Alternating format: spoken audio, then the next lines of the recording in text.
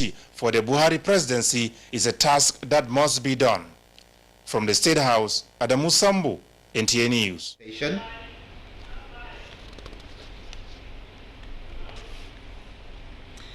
Federal government is taking steps to address frequent cases of grid disturbance and stabilize it for improved power supply with procurement of 10 mega transformers. The intervention is under the federal government Siemens deal, which targets rehabilitation, expansion, and modernization of the national grid. The presidential candidate of All Progressives Congress, Asiwaju Bola Ahmed Tinubu, extends his personal congratulations to Reverend Daniel Oko for his emergence as the newly elected president of the Christian Association of Nigeria, CAN. The Reverend Oko was elected on Monday to succeed the highly respected Reverend Samson Olusegun Ayokunle upon completion of his tenure as CAN president. Asiwaju Tinubu noted that the new CAN leader, who is the General Superintendent of Christ Holy Church, is a worthy successor to Reverend Ayokunle, whose tenure as CAN president was one characterized with exceptional commitment, principle, and wisdom. The APC leader declared that Nigeria can only expect nothing but inspired and enlightened leadership from Reverend Oko. He added that CAN is one of the most important organizations in the nation, which does not only seek the betterment of the Christian community in Nigeria, but for the benefits of all Nigerians, which people of all faiths and beliefs live and work together in peace and harmony. He said Nigeria is in a critical moment where misguided and terrible actors attempt to destroy social harmony and rain violence on the people, noting that while many Nigerians agree that we must live in peace, respecting, honor our diversity, eschew violence and hatred. He prayed that as Reverend Oko assumes the mantle of leadership, he hoped that this his tenure brightens every corner of a country and a shining light to all. The Sultan of Sokoto, Muhammad Saad Abubakar, has declared Saturday, 30th July 2022 as the first day of Muharram 1444 after Hijrah. This was contained in a statement signed by the Chairman, Advisory Committee on Religious Affairs, Sultanate Council and Sokoto, Professor Sambo Wali Junaid. The statement says the Sultanate Council Committee, National and other moon sighting committees did not receive any report of sighting of the new moon of Muharram on Thursday, which is the 29th of Zulhijjah 1443 after Hijrah. The Sultan felicitates Nigerian Muslims and wish them Allah's guidance and blessings in the new year. Sultan Sahad also urged Muslims, Ummah, to continue to pray for peace, progress and development of the country. Do you have a friend? Who is your friend? Well, friendship is designed to bridge the gaps between factors such as race, language and culture. Hence the International Day of Friendship, observed on 30th July every year as a special day that goes beyond connecting people and building bridges among cultures, countries and even ideologies. In Harry John tells us more.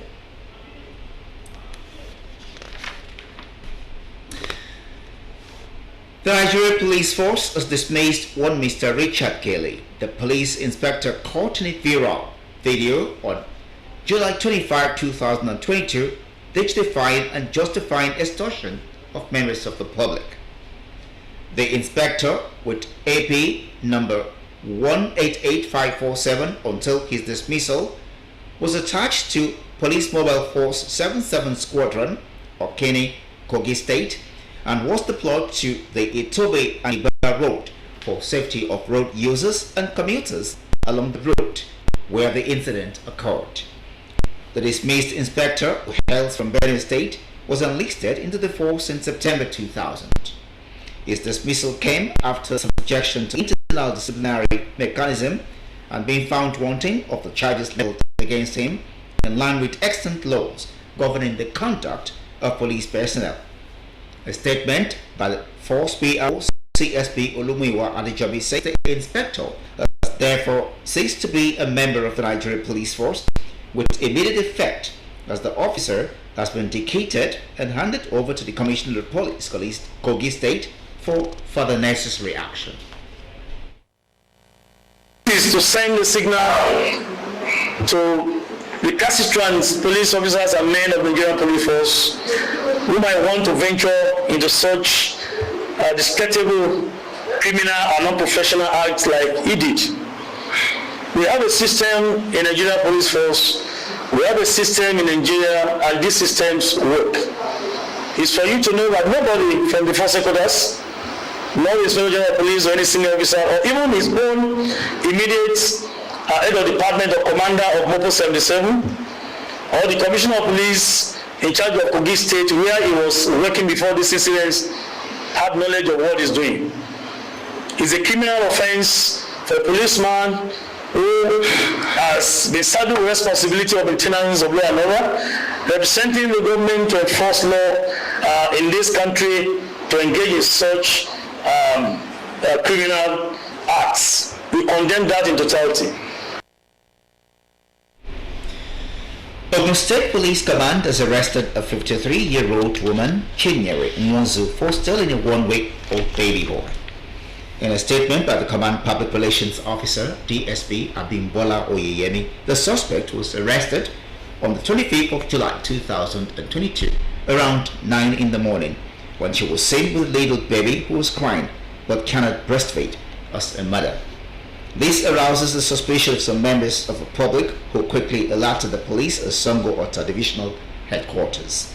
Upon the information, the DPO Sango Ota, SP Dahiro Sala, details this detective to the scene, where the woman was promptly arrested. On interrogation, she confessed to the police that she is not the biological mother of the child, but that she bought the child somewhere in Agege area of Lagos State through one Ngozi Akane at the rate of 500,000 naira. Upon a confession, detectives went after the said Ngozi Akane and got her arrested. She confessed being an accomplice to Chinyere Nwanzu and that she actually negotiated with the biological mother of the baby, who, according to her, agreed to sell the baby. Efforts to make her accompany policemen to locate the real mother of the baby proved abortive. Meanwhile, the Commissioner of Police, CP Lanre Bankole, was directed that its suspects be transferred to State Criminal Investigation Departments for further investigation and possible prosecution. Ogun State Council of the Radio, Television, Theatre and Arts Workers Union, RATAU, has organized a get-together party to celebrate the recently inaugurated state executive members who will pilot the affairs of the union for the next 3 years. Anthony Gandon reports that the event also witnessed the launching of the union's sticker. It was the time of celebration for the 5 chapters of Radio, Television, Theatre and Art Workers Union, RATAU Ogun State Council, as they converged on June 12 Cultural Center, NTA Abeokuta, to rejoice and celebrate the recently inaugurated state executive members of the union. The state chairman of the union, Comrade Idowu Rotimi, says the program, which is to allow members to relax and socialize, also aimed at recognizing the valuable contributions of some members, veterans, as well as some public-spirited individuals whose contributions to the development of the union and the society will not be easily forgotten. There is need for us to be gathering together once in a while, to socialize together, to marry with one another, because all works and no play make Jacks a dull boy. Recognition awards were thereafter presented to distinguished personalities, which include the newly elected chairman of the Nigerian Society of Engineers Ogun State Chapter, Engineer Olumayowa Idowu of NTA Abeokuta, Zonal Director, Federal Radio Corporation of Nigeria, FRC and Ibadan Network Center, Mrs. Bolatito Joseph. This is a recognition of promoting digitization in broadcasting, and I want to appreciate them for this award. I want to say that it is a good thing to be recognized, especially when people appreciate what you have done. So I must say, this award is not for me. Honestly, it's for my team, because we have some wonderful team members. who are committed, who are dedicated. I'm just one of the team in Opulent. The event, which witnessed the launch of the union's sticker, was spiced up with musical and cultural performances to the admiration of the guests.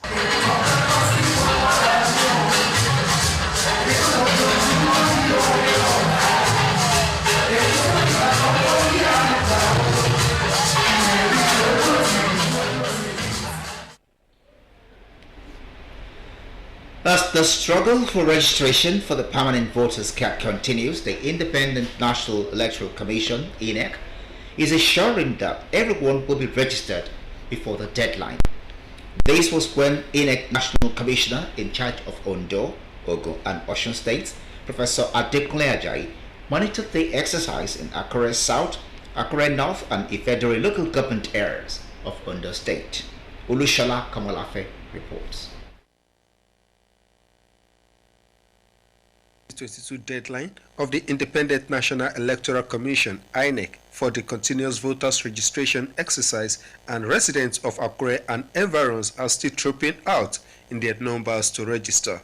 There are many ways which I have been to so that my voters card have been asked for. So today now, as I come to this place, so I should register, and as I register my voters card, I'm happy that anywhere I get to I'm with my voters card. INEC officials have been cooperative. They've been attending to every single person that has been coming to their office for one issue or the other, and they've all been able to get their registrations done. The INEC monitoring team expressed satisfaction on the massive turnout of residents. We are going to attend to everybody. We are having 4 machines here, and all the 4 machines are working effectively well. There is nothing like internet failure or no network. Everything is working on well, and we are going to register minimum 400 people every day. We are going to work on Sunday, even the 12 midnight Sunday, until the last person on the queue is registered. We will not leave. So he announced that collection of permanent voters card will continue till next year, 2023. In Akure, Olushola Komolafe, NTA News.